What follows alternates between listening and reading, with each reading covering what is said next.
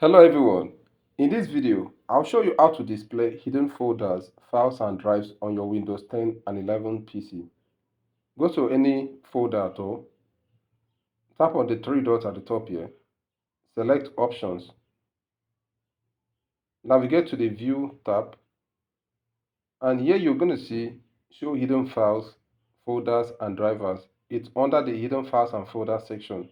Tap on it, click on Apply. Now before I click on Apply, notice the particular folder I'm on. There are files that will show in this folder. I'm click on Apply. So as you can see, there are two hidden folders that I've displayed inside the folder. Click on OK. If you open these folders, you can see it has many folders and files inside it. You open this other folder also, the same thing. So that's how to show hidden folders and files on your Windows 10 and 11 PC. Guys, if the video helped, please like the video, and also if you've not subscribed, subscribe to the channel.